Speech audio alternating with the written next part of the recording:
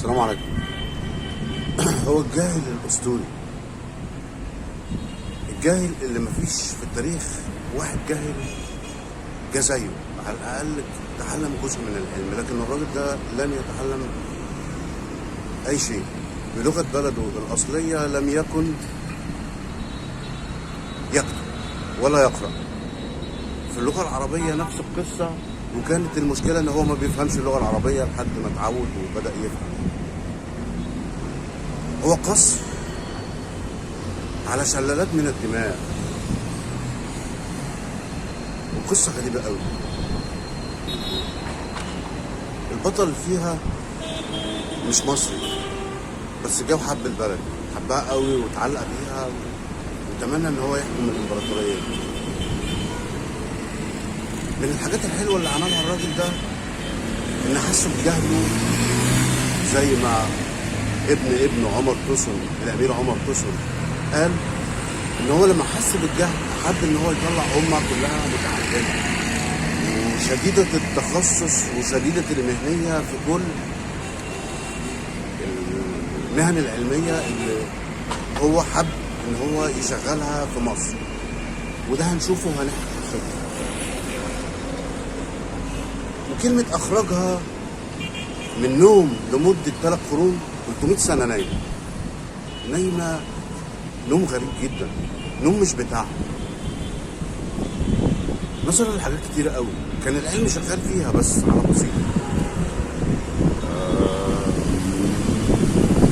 من الحاجات الجميلة اللي عملها الجاهل ده ان هو كان زي ما بقول بيجمع في دماغه كل جامعات الارض، اتعلم وفهم، ولما فهم حب ان هو يعمل امة متعلمة. هنشوف. سنة 1811 خرج من الباب ده شلالات دم، ودي ما كانتش اول مرة، بس احنا هنقول ليه. بس جوه برضه شلالات دم خرجت من المكان ده، هنشوف. محمد علي باشا ابن إبراهيم أغا القولي، تاريخ الميلاد 4 مارس 1769 في اليونان، تاريخ الوفاة 2 أغسطس 1849، قصر رأس التين الإسكندرية. والقصر اللي احنا قدامه ده يا جماعة قصر الجوهرة، والقصر ده 5 آثار في بعضيهم. طب ازاي؟ الأول كان مكان القصر ده قصر صلاح الدين الأيوبي، وبعد كده بقى قصر الناصر محمد ابن قلاوون، وبعد كده اتهد واتعمل ديوان الغوري، وبعد كده اتهد واتعمل ديوان قايتباي. يعني احنا قصر اغلبية الحجارة اللي فيه 5 آثار في بعضهم. والقصر ده يا جماعة اسمه قصر الجوهرة، ده آخر قصر بتاع محمد علي، واللي بنى فيه قبل 1811، لأن حصل فيه حدث مهم جدا جواه وهنقوله. فاحنا قدام أثر ل5 دول أو 5 ملوك حكموا مصر. اتبنى بيه القصر ده على نظام الأكشاك التركي. الحقيقة إن هو في قمة الفخامة والجمال بالنسبة للزمن اللي اتعمل فيه.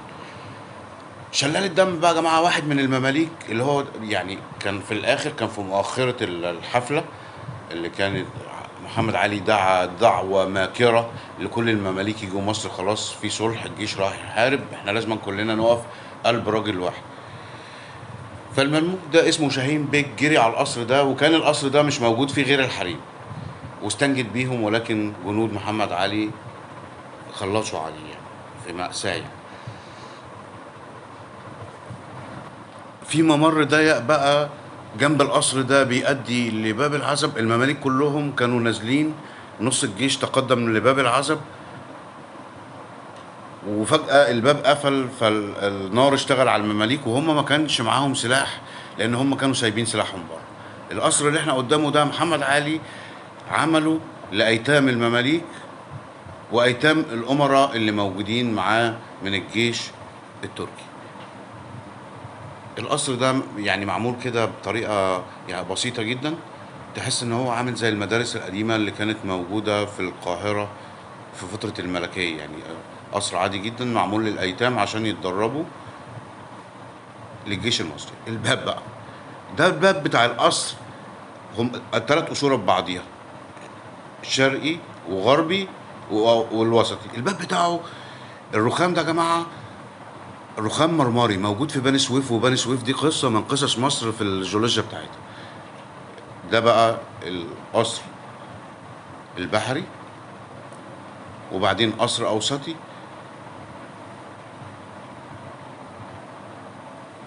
وبعدين القصر التاني. الحقيقه ان هم فيهم شغل جميل جدا، وانا مصور من جوه قاعه العرش وقاعه الفرمانات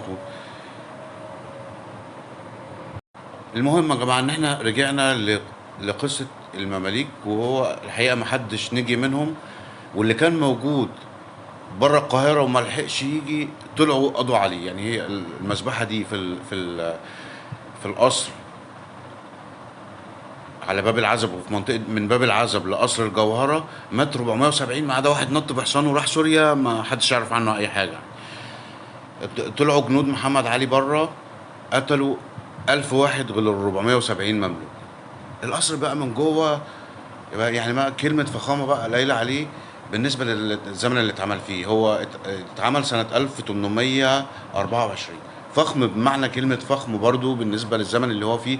قصر ملكي مشابه للقصور الملكية الأوروبية، بل أجمل منها يعني في حاجات كتير قوي، يعني في البساطة الزخارف العربية اللي موجودة فيه، والألوان الجميلة والإزاز اللي كان بيتصنع هنا في مصر. يعني فقصر في منتهى الجمال.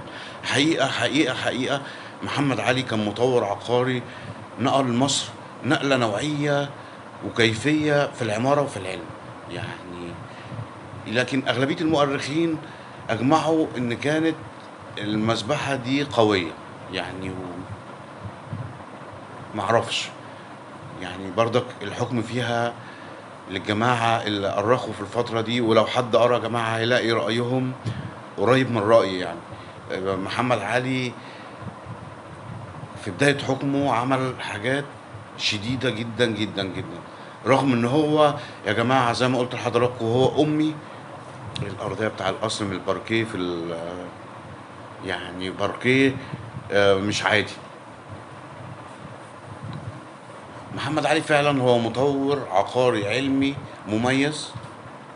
بعديه العائلة بتاعته كان في ملوك فيها كويسين، وكان في ملوك فيها لا يستحقوا ان هم يوصلوا للعرش. كان في امراء من العيله دي يا جماعه، يعني مهما احكي عمر توسن، ورغم يعني في عيله منهم، يعني في منهم ناس كانت مميزه جدا ما قدرتش توصل للعرش، واللي وصل للعرش وكان مميز يعني حصل معاه ظروف مش حلوه، لكن هم كان عندهم لمسه جماليه معماريه علميه جميله جدا. ودي للحقيقه يا جماعه السقف بتاع القصر يعني ودي اوضه من اوض الحريم. يعني شوف الاوضه بقى يا جماعه والجمال بتاعها، انا قعدت على الارض من كتر الجمال بتاعها يعني بقى. مش عارف رغم ان ما فيهاش اساطير ولا بتاع، كلها رسومات عربيه عاديه لنباتات واشجار وحاجات كده، لكن في قمه الفخامه والجمال. يعني الممثلين والنحاتين والرسامين اللي اشتغلوا في الحاجات دي، يعني مش عارف اقول ايه، قمه الابداع الفني يعني. شغل خشب بعدين الوان بقى، يعني في شغل يعني. جوه القصور دي يا جماعه حصلت حاجات اقوى بكتير واجمل بكتير من من قصص ألف ليلة وليلة، ومن قصص روميو وجولييت، وقصص حصلت داخل جدران هذا المعلم الأثري الجميل. يعني خيال الخيال، خيال الخيال فعلا. والحقيقة يا جماعة إن محمد علي باشا وبعض أفراد من عيلته قوموا مصر من سبات زي ما قلت لحضراتكم 300 سنة كاملين. تلاحظ إن الفترة اللي كانت موجودين فيها مصر طلعت كمية علماء في كل المجالات: غناء، موسيقى، فن، أدب، دكاترة، مهندسين. نقلة علمية وعقارية في تاريخ عائلة محمد علي، نقلة غير طبيعية. للجميع بقى يا جماعة والنبي اللي يحب، أنا بشتغل بإمكانيات شديدة البساطة وشديدة التواضع. اللي حضراتكم هيبعت نقد بناء أهلا وسهلا بيه، أنا برحب بيه. اللي هيبعت حاجة يجرحني ويجرح مشاعري، أرجوكم يحاول ما يتفرجش على المحتوى. دي بقى يا جماعة بعد المعمار اللي كان موجود في الفترة الملكية. يعني معمار بقى في كل مكان في مصر، في اسكندرية، في القاهرة، في الصعيد، وبناء شديد التميز وشديد الجمال.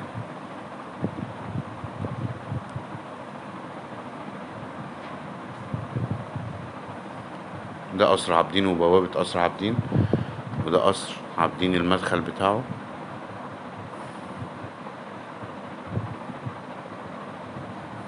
بعد الأصول بقى قصر حلوان، القصر جامعة اسكندرية، صعيد بقى. للجميع الشكر والحب والاحترام والتقدير، جمال المغازيون في مصر.